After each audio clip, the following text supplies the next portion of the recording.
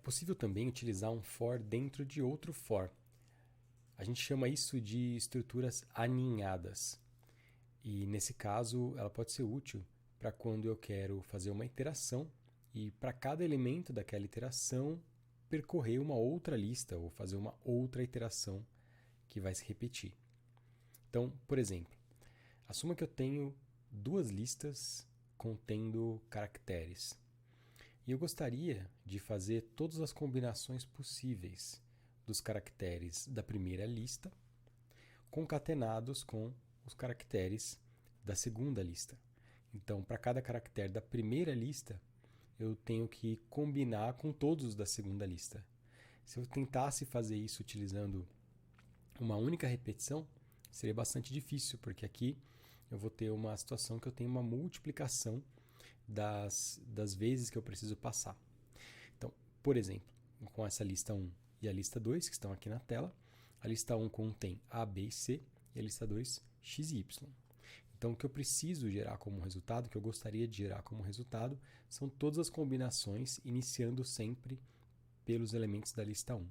Então, aqui eu teria A combinado com X, A com Z, depois B com X, B com Z, C com X, depois C com Z.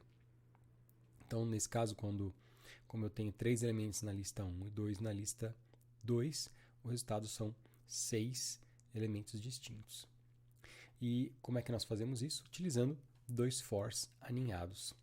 O primeiro for vai iterar pela lista L1. Então, para cada elemento da lista L1, então na primeira vez, o elemento da lista L1 é o A. Então, se a gente fizer aqui, então o primeiro é o A. Então, ele vai passar pelo A. Na sequência, após, aqui, por exemplo, ele vai fazer a impressão, não é o A, é o I aqui. Então, o elemento I, que na primeira vez é o A. Então, na primeira vez é o A, depois ele vai entrar nesse outro for aqui. Então, logo na sequência, para cada um desses elementos, ele vai passar por todos da lista 2. Então, se a gente imprimir aqui o J, eu vou até fazer uma tabulação para ele imprimir isso com espaço. Então, antes de fazer aqui o resultado, vamos imprimir dessa forma. Então, olha só o que é o resultado desses dois fors aninhados. Para cada elemento da lista 1, A, B e C, ele percorre a lista 2. Então, A vai percorrer X e Z. Depois, para o B, também percorre X e Z. Depois, para o C, também percorre X e Z. Vai depender aqui, lógico, da ordem que eu coloco. Então, com isso, eu consigo fazer todas as combinações que eu gostaria. De que maneira? Bom, aqui eu posso comentar esses dois prints e deixar só esse ligado. Eu vou colocar duas strings em sequência, sendo que a primeira string a ser mostrada é a I e a segunda é a J, sendo que a I é um elemento da lista 1, J é um elemento da lista 2. Então, assim eu consigo o resultado que eu desejo. A gente pode alterar também esse programa para, ao invés de imprimir os elementos, criar uma nova lista contendo as informações criadas. E aí, esse é um exercício para vocês. Modifiquem esse programa de maneira que, ao invés de apenas imprimir os valores, que eu possa armazenar isso numa lista. Então, eu tenho aqui uma lista nova, vamos supor lista combinada, em que, quando eu imprimo essa lista combinada, ela contenha esses 6 elementos. Pausem esse vídeo e tentem fazer essa alteração. Uma dica. Lembre-se do método append que existe para adicionar elementos na lista. Muito bem, essa fica com vocês, hein? Vamos seguir aqui falando de duas diretivas importantes quando nós utilizamos estruturas de repetição ou de iteração. Elas podem ser usadas no for ou em outras estruturas também. Elas são continue e break. Na verdade, essas duas diretivas, elas são formas de burlar a iteração. Então, por isso, elas são pouco recomendadas que você utilize amplamente. Elas devem ser utilizadas apenas em cenários de exceção.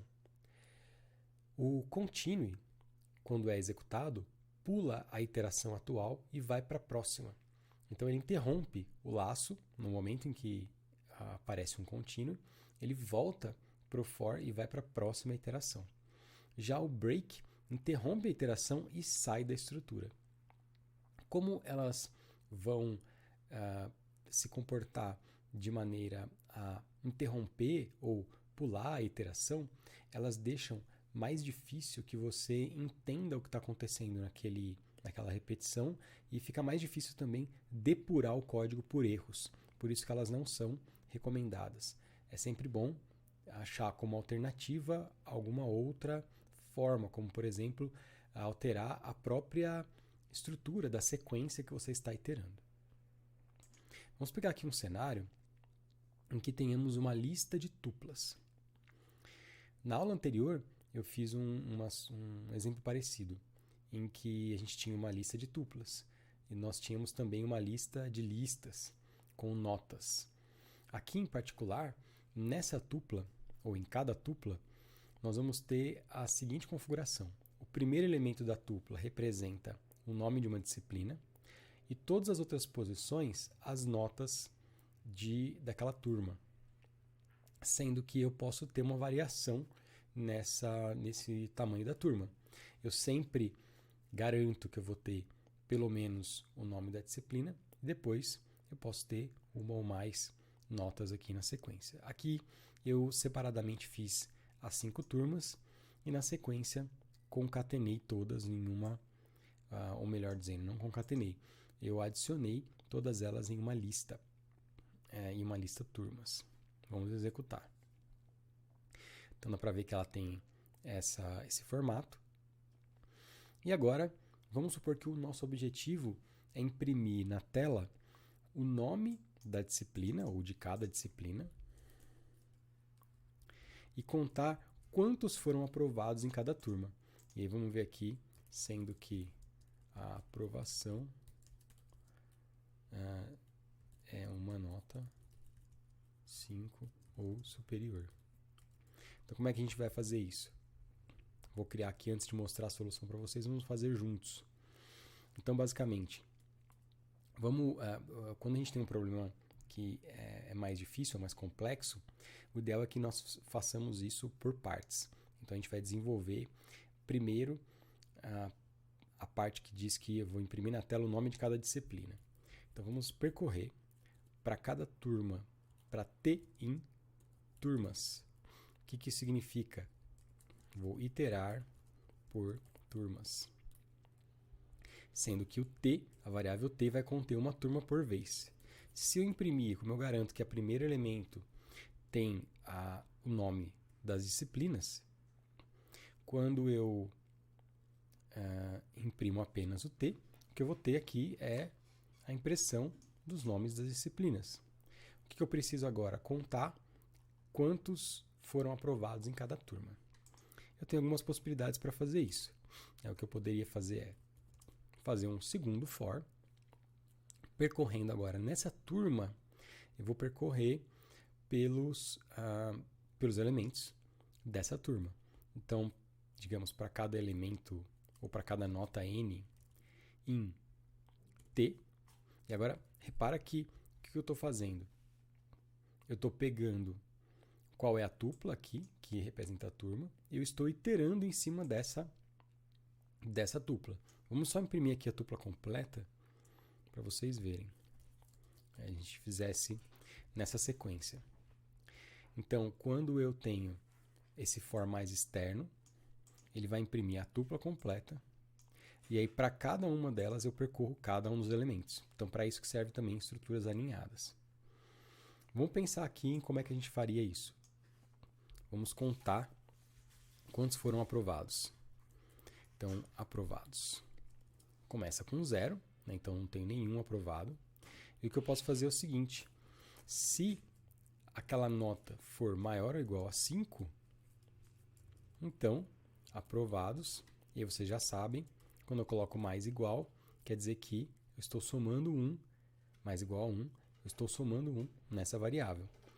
Então, pausem por um minuto e tentem entender aqui o que está acontecendo. Eu tenho várias estruturas, uma aninhada dentro da outra. Um for, que percorre cada uma das turmas. Um segundo for, que percorre os elementos de uma turma. E um if aqui dentro, que verifica se a nota é maior ou igual a 5. No final, quando eu passo por tudo isso, aqui eu vou fazer um comentário aqui. Então aqui ele finaliza o if e nessa linha finaliza o for. Então o que acontece? Quando ele termina esse for aqui, quando ele faz essas linhas, ele chegou no final de uma das turmas. Então o que eu tenho é um número de aprovados. Então aqui eu posso imprimir o nome da turma seguido dos aprovados. Aprovados, 2 pontos. Opa, perdão.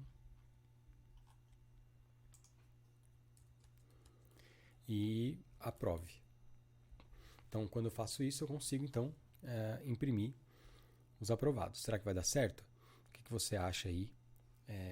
Veja se você acha que esse código aqui vai funcionar sem nenhum problema. Você acha que sim ou não? Vamos colocar a prova.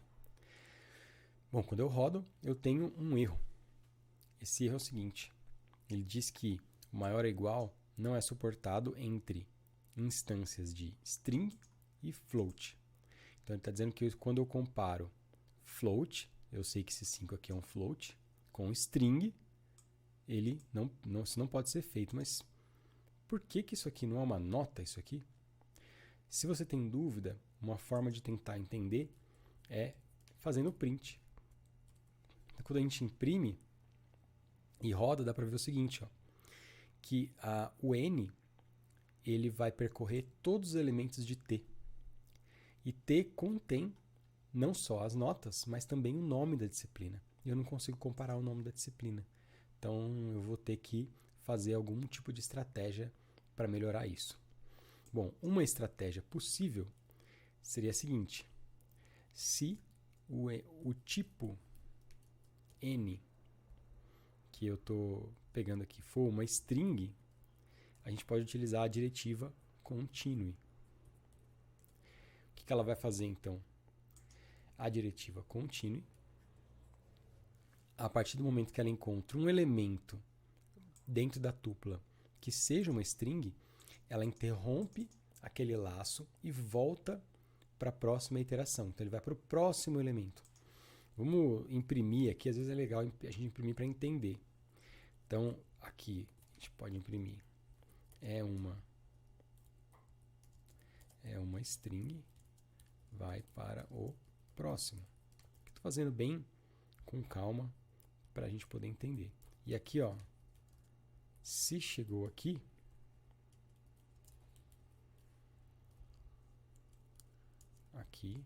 não é string. Com certeza não é string. Então vamos lá. Quando ele encontra o primeiro elemento aqui, física, é uma string, vai para o próximo. Então, como o continue interrompe o laço e volta aqui para cima para o for para ir para o próximo elemento, ele não faz essa comparação. Então, quando chega nesse print, é porque efetivamente não é uma string. E ele, então, ele olha aqui para todos e não estabelece como sendo uma string nenhum dos elementos. Então, essa é uma forma de se fazer. Então, aqui eu tenho física aprovado 6. Aí, depois que você fez o controle, você pode comentar os prints ou apagar. Então, ele conseguiu criar aqui 6 aprovados em física, 9 aprovados em programação, 4 em álgebra linear, 6 em circuitos elétricos, 7 em gerenciamento de projetos.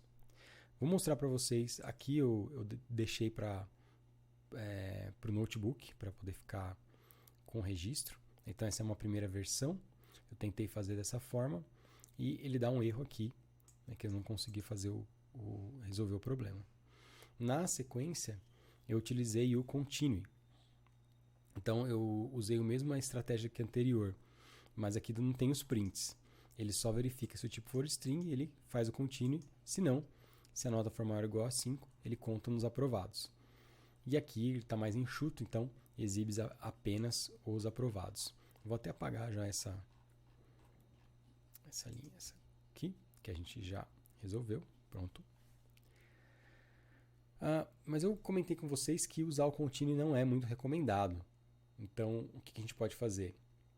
Ao invés, como eu já sei que a tupla sempre começa com o nome da disciplina, um jeito mais interessante, talvez, uma alternativa para evitar usar o continue, seria já iniciar na segunda posição. Já pedir para ele começar no segundo item, porque o primeiro a gente sabe que não é uma nota. Para isso, eu vou utilizar o intervalo range baseado no tamanho da tupla. Então, essa solução aqui é um pouquinho mais aprimorada, mas vale a pena olhar com calma para poder entender. Então, vamos lá. Para cada turma, mesma coisa. Eu começo dizendo que a turma não tem nenhum aprovado. Eu pego o tamanho da turma, na verdade, o tamanho da tupla turma, certo? Então, o número de elementos daquela tupla, incluindo o próprio valor que contém a disciplina. Então, a gente pode até ver aqui, pode até imprimir. Se vocês quiserem, é sempre legal fazer tamanho da tupla igual tamanho da turma. Então, aqui a gente consegue imprimir. Então, o tamanho da tupla é 8 com 6 aprovados. A gente pode ver que é a mesma quantidade. Então, o que eu fiz? Para cada posição da turma, ou seja, para um i no intervalo entre 1 até o tamanho da turma, eu verifico se aquela nota é maior ou igual a 5. Qual que é a sacada aqui? Ao invés de começar no 0, eu começo no 1 e vou até o tamanho da turma. Lembra que, nesse caso, quando o tamanho da tupla é 8, significa que eu tenho 8 elementos, de 0 a 7, certo? 8 elementos são de 0 a 7. 0, 1, 2, 3, 4, 5, 6, 7. Dá até para a gente mostrar isso. Se eu imprimir a tupla e o tamanho da turma. Então, olha, aqui nessa tupla física eu tenho 0, a posição 0, 1, 2, 3, 4, 5, 6 e 7. Então, são 8 elementos. Por isso que eu crio um range de 1 até o tamanho da turma aqui. Então, o tamanho da turma é 8, mas na verdade eu quero ir até a posição 7. Eu quero ir do 1 até o 7. Então, 1, 2, 3, 4, 5, 6 e 7. Por isso que está aqui correto essa forma. Então, dentro de um intervalo de 1 até o tamanho da turma, se vocês quiserem também dá para imprimir o intervalo para conferir. Convertendo em lista, porque senão ele vai só exibir range. Então aqui ele vai percorrer elementos de 1 até 7 para essa disciplina. Para a próxima de 1 até 12. Depois de 1 até 6, de 1 até 7, depois de 1 até 7 de novo. Bom, então, apaguei tudo. Para cada posição da turma, para cada elemento i da turma, eu vou então agora, ao invés de dizer que esse i é uma nota, esse i é uma posição de uma nota. Então eu tenho que indexar a tupla.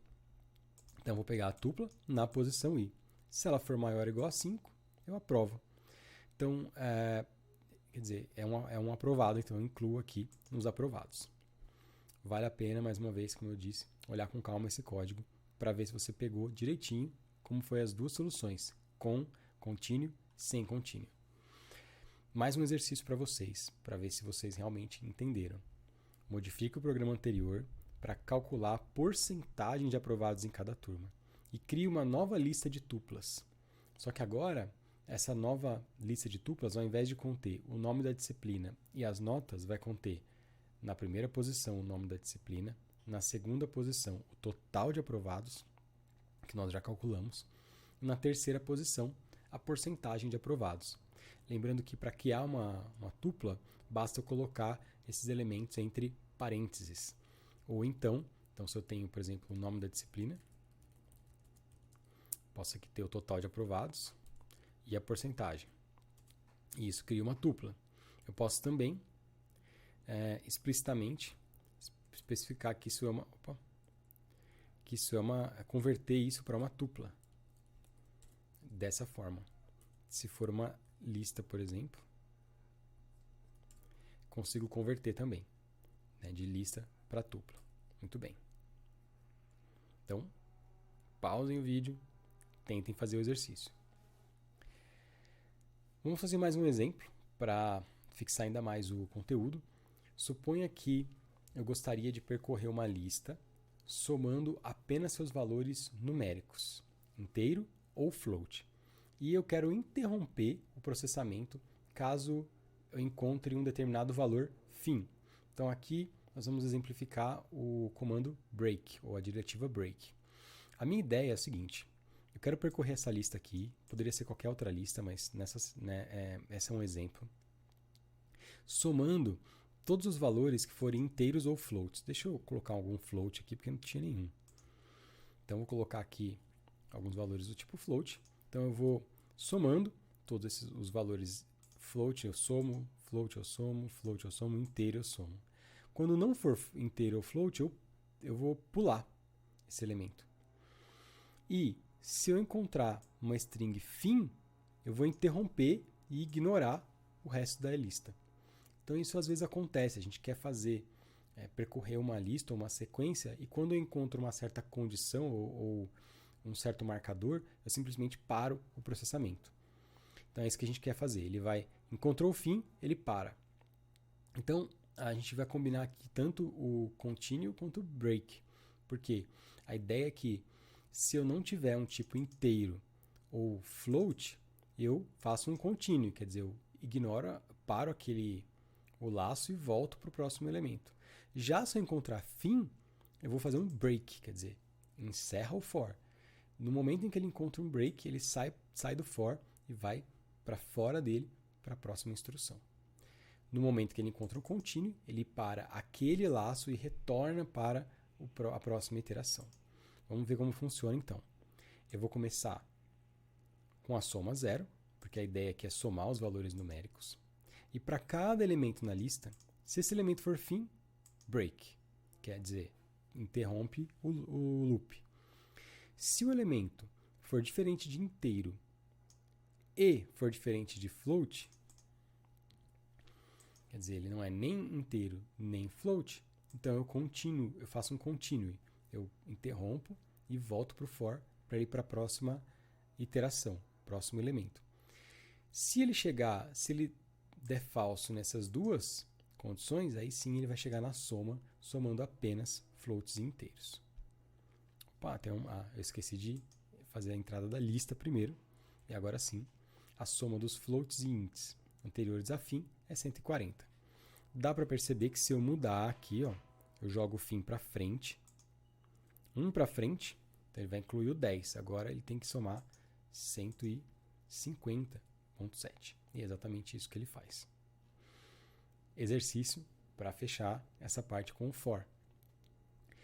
Vamos considerar a lista de tuplas de turmas anteriormente utilizada. Tá? Essa aqui, ó, que vocês vão ter que pegar de novo. Essa aqui, rodem de novo esse código. Escreva um código que imprima o nome das disciplinas, seguidos por suas notas individuais. No entanto, se encontrar uma nota menor do que 5, interrompa a impressão para a turma atual e vá para a próxima turma. Então a ideia é, eu vou imprimir cada elemento, o nome da turma e depois as notas. Mas se eu encontrar uma nota menor do que 5, eu paro e vou para a próxima turma e faço tudo de novo.